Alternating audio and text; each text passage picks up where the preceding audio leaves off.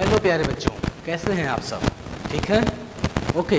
तो पिछले लेक्चर में हम लोगों ने किसी पॉइंट चार्ज के कारण किसी पॉइंट पर वैद्युत विभव को देखा था। ठीक है, फिर हम लोगों ने कोई वैद्युत द्विध्रुव है, उसके कारण अलग अलग स्थितियों में वैद्युत विभव क्या होता है इसे देखा गया। आइए एक बार देखते हैं कि पॉइंट चार्ज के लिए क्या था कि अगर यहाँ कोई point charge plus Q charge है, यहाँ पर इससे r डिस्टेंस पर कोई पॉइंट P है, तो इसके लिए वैद्युत विभव यहाँ पर V = क्या आ गया था 1/4 पाई एप्सिलॉन 0 के, है ना, और Q/R के, ये इक्वेशन आ गया था। और जब हमारे पास कोई इलेक्ट्रिक डाइपोल था, इलेक्ट्रिक डाइपोल मीन्स दो चार्जेस हैं -Q और +Q, ठीक है, और इन दोनों के बीच की दूरी है 2L। ठीक है, तो दिस इज इलेक्ट्रिक डाइपोल। और इस इलेक्ट्रिक डाइपोल के कारण तीन केसेस थे। क्या थे? तीन केस था, पहला, दूसरा और तीसरा। पहला था अक्षीय स्थिति। क्या था? अक्षीय स्थिति थी, है ना। क्या फार्मूला आ गया था? यहाँ पर V = आ गया था 1/4 पाई एप्सिलॉन 0 के और P/R², यह आ गया था। यहाँ पर ये इक्वेशन आ गया था। ठीक है, निरक्षीय स्थिति के केस में, अगर निरक्षीय स्थिति की बात करें तब V का मान क्या आ गया था बच्चों? इसे तो बहुत अच्छे से याद होगा आपको। कितना आ जाता है? बहुत बड़ा सा 0, 0। ओके, क्यों? क्योंकि जितना इसके कारण जो है, जितना इसके कारण पॉजिटिव पोटेंशियल होता है उस पॉइंट पे, उतना ही माइनस आवेश के कारण जो है उतना ही नेगेटिव होता है, और दोनों का जब सम करते हैं तो 0 आता है। पिछले लेक्चर में हम लोगों ने काफ़ी अच्छे से इसको डिराइव कर रखा था। ओके, तीसरी केस क्या है? तीसरा है सामान्य स्थिति, जनरल केस। जनरल केस में क्या किया हम लोगों ने, जब इसको डिराइव करते हैं तो क्या फार्मूला मिलता है? सेम यही फार्मूला मिलता है, बस यहाँ पर cos थीटा लग जाता है। तो ये हो गया 1/4 पाई एप्सिलॉन 0 के और P cos θ/R²।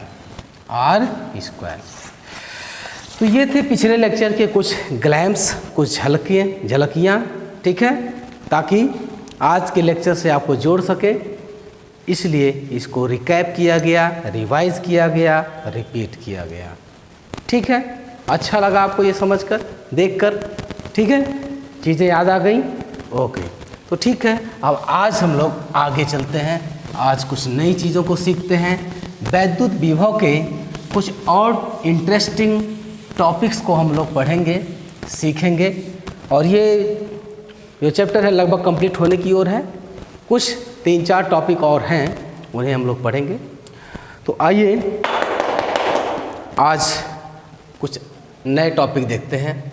जैसा कि अभी एक बिंदु आवेश के कारण विभव हमने निकाला।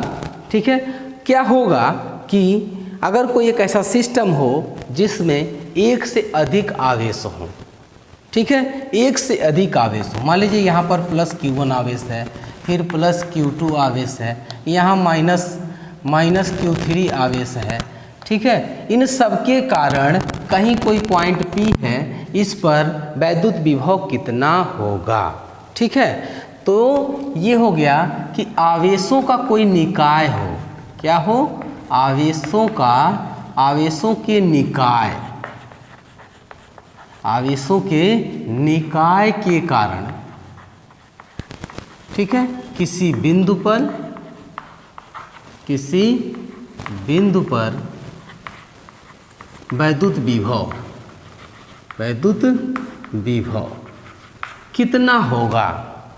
तो सीधी सी बात है कि सबके कारण अलग अलग आप वैद्युत विभव निकाल लीजिए उस पॉइंट पर। इसके कारण क्या विभव है, इसके कारण क्या विभव है, इसके कारण क्या विभव है, V1 V2। मान लीजिए कि यहाँ से दूरियाँ इसकी R1 है, यहाँ से इसकी दूरी R2 है, यहाँ से दूरी इसकी R3 है।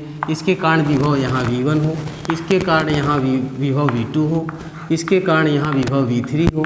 तो सब यही V बराबर हो जाएगा V1 + V2 + V3।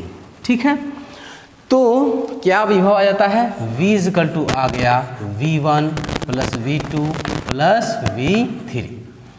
अब सबका वैल्यू रख दिया जाए तो V1 इक्वल टू हो जाएगा 1/4 पाई एप्सिलॉन 0, है ना।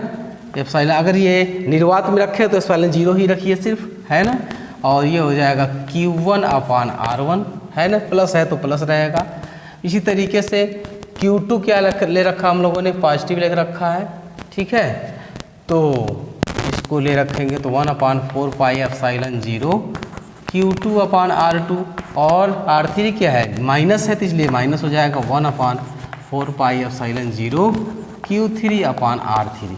इसी तरीके से 3 ही नहीं, चाहे जितने भी आवेश हों उन सब का अलजेब्रिक सम कर दीजिए, है ना, बीजगणितीय योग कर दीजिए, और वह जो रिजल्ट आएगा वही इस पॉइंट पर परिणामी वैद्युत विभव होगा, ठीक है। तो इसको कॉमन कर लिया जाए तो V equal to 1/4 pi epsilon 0 और Q1/R1 प्लस Q2/R2 प्लस इस तरीके से, यहाँ पर माइनस है तो माइनस करिए Q3/R3। इस तरीके से आवेशों का कोई निकाय है तो उसके कारण किसी पॉइंट पर वैद्युत विभव हम निकाल सकते हैं, ठीक है, ओके, ठीक। इसे नोट कर लीजिए। और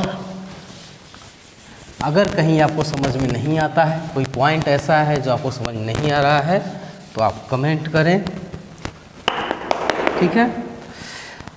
तो यहाँ पर ये टॉपिक कंप्लीट होता है। अब आगे आइए देखते हैं, आज का एक नया टॉपिक है, वह है विभव प्रवणता। क्या है? विभव प्रवणता।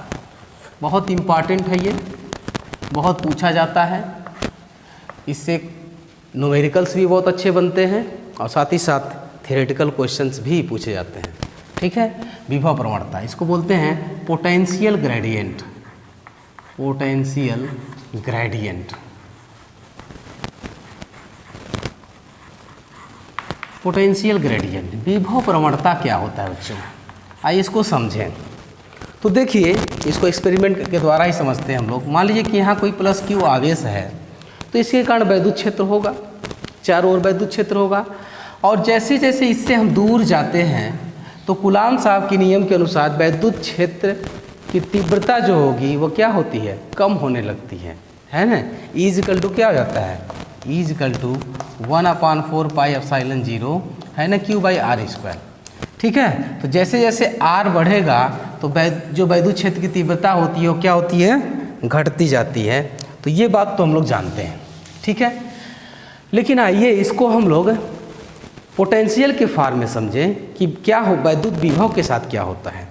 जैसे जैसे हम किसी आवेश से दूर जाते हैं तो उसका पोटेंशियल भी घटता चलता जा सकता है। अगर कोई पॉइंट यहाँ है और फिर यहाँ है, तो इसका भी यहाँ पर इसका पोटेंशियल ज़्यादा है, इसका उससे कम, यहाँ उससे कम, यहाँ उससे कम। कैसे है, क्यों है, ये पिछले वीडियो में जब हमने विभव के बारे में, विभवांतर के बारे में बताया था कि अनंत से एकांक आवेश को लेकर के आते हैं तो वही विभव कहलाता है। तो देखिए, यहाँ आने के लिए ज़्यादा कार्य करना पड़ेगा, यहाँ उससे कम, यहाँ उससे कम, यहाँ उससे कम, ठीक है। तो जैसे जैसे आवेश से हम दूर जाएंगे तो विभव क्या होता है? कम होता जाता है, ठीक है, रिड्यूस होता जाता है। तो जिस रेट से वैद्युत विभव दूरी के साथ चेंज होता है, rate of change of potential with respect to distance, दूरी के साथ जो है वैद्युत विभव के परिवर्तन की जो दर है उसे हम लोग कहते हैं विभव प्रवणता, ठीक है ना। तो अगर हम इसको एक्स एक्सिस मान लें, यहाँ पर 2 पॉइंट ले लें, यहाँ पर एक पॉइंट हमने ले लिया A, ठीक है, और यहाँ ले लिया एक पॉइंट B, ठीक है। यहाँ पर अगर इसका पोटेंशियल V है, यहाँ V, यहाँ पर क्या हो जाएगा? अगर दोनों के बीच की दूरी डेल्टा x है, क्या है बच्चों? डेल्टा x दूरी है, ठीक है। तो यहाँ पर V माइनस डेल्टा V हो जाएगा। मान लीजिए दोनों के बीच पोटेंशियल डिफरेंस क्या है? डेल्टा V है। तो ये हो गया। तो इसी का परिभाषा आता है कि दूरी के साथ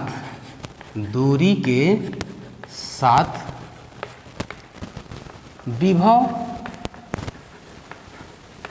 परिवर्तन, है ना, विभव परिवर्तन की दर की दर को क्या कहते हैं बच्चों? विभव की दर को हम लोग विभव प्रवणता कहते हैं। विभव प्रवणता कहते हैं। ठीक है, दूरी के साथ एक्स के साथ ये परिवर्तन हो रहा है। ठीक है, तो विभव प्रवणता बराबर क्या हो गया? इसलिए विभव प्रवणता बराबर हो गया, विभव प्रवणता बराबर हो गया विभव में परिवर्तन, विभव में परिवर्तन वटे दूरी में परिवर्तन, दूरी में परिवर्तन। ठीक है, तो विभव में परिवर्तन क्या हो गया? यहाँ से v से माइनस डेल्टा v हो गया, तो ये हो गया माइनस डेल्टा v, कम हो गया, रिड्यूस हुआ, वटे डेल्टा x। तो यही विभव प्रवणता हो जाता है, विभव प्रवणता बराबर minus delta v upon delta x के। ठीक है, minus delta v upon delta x के। विभव प्रवणता का अगर मात्रा देखा जाए तो क्या होगा बच्चों? ये हो जाएगा वोल्ट प्रति मीटर, वोल्ट प्रति मीटर। ठीक है, ये हो गया विभव प्रवणता।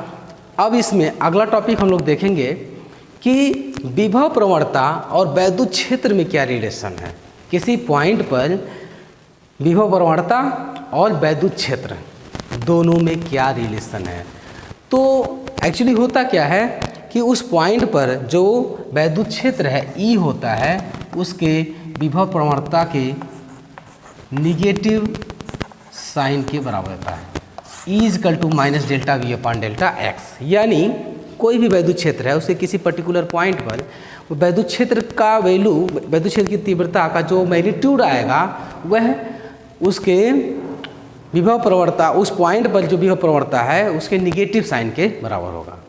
ओके, आइए इसको प्रूव करते हैं। ठीक है, नेक्स्ट टॉपिक इज विभव प्रवणता तथा वैद्युत क्षेत्र में संबंध, तथा वैद्युत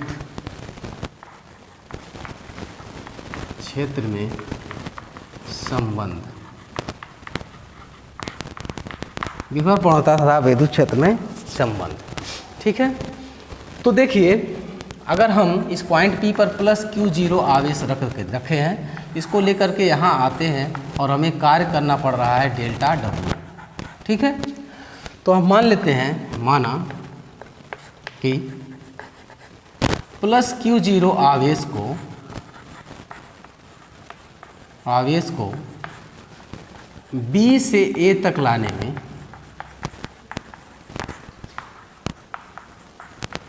में डेल्टा W कार्य करना पड़ता है, कार्य करना पड़ता है। ठीक है, तो क्या हो जाएगा? डेल्टा W बराबर क्या होगा बच्चों? यह हो जाएगा, देखिए अगर यहाँ Q0 है तो इस पर फोर्स काम करेगा F, यह बराबर हो जाएगा Q0E के। इस डायरेक्शन में इधर कार्य करेगा। ठीक है, लेकिन इधर लाएंगे हम तो W बराबर क्या होता है? माइनस F dx हो जाता है, F इंटू डेल्टा x। और यह बराबर क्या है? Q0 इंटू E के है, तो ये हो गया minus Q0E into delta x।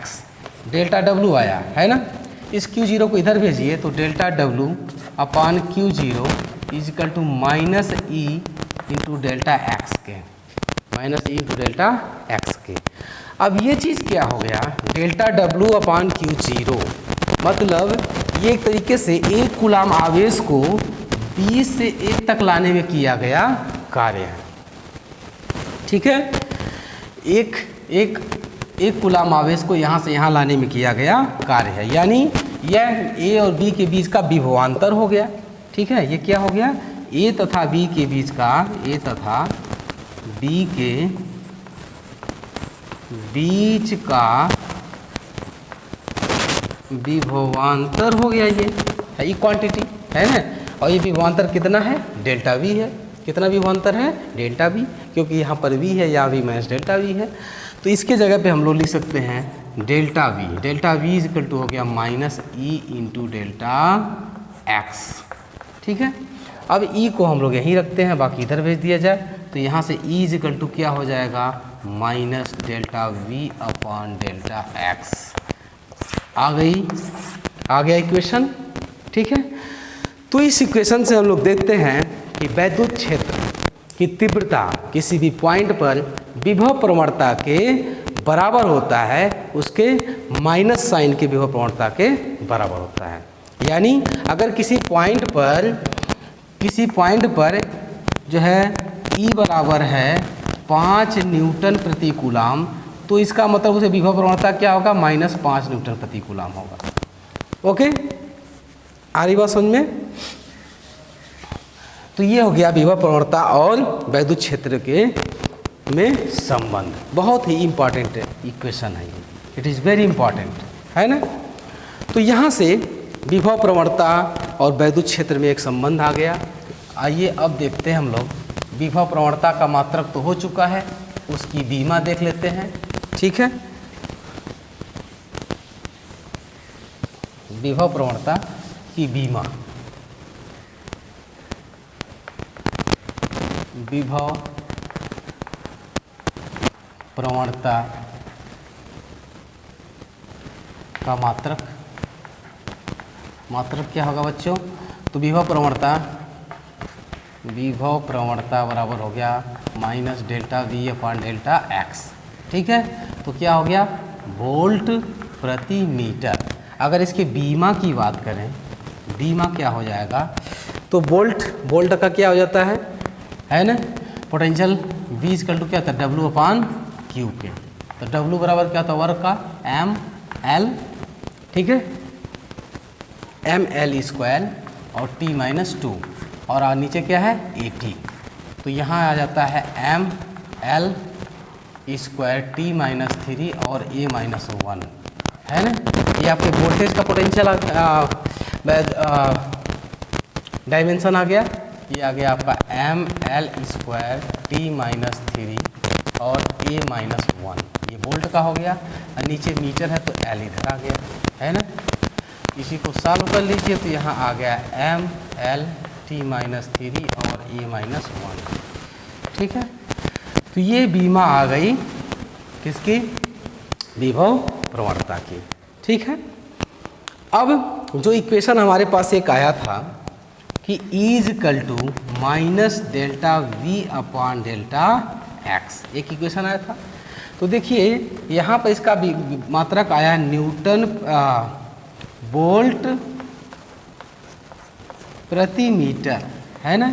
और यहाँ वैद्युत क्षेत्र है, तो वैद्युत क्षेत्र और विभव प्रवणता दोनों बराबर हैं, यानी इसका जो मात्रक है और ये दोनों मात्रक बराबर हैं।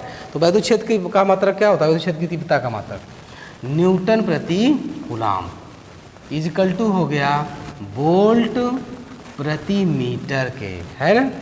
यानी यहाँ से एक इक्वेशन आ गया कि 1 न्यूटन प्रति कूलाम बराबर 1 वोल्ट प्रति मीटर। यह एक रिलेशन आ गया।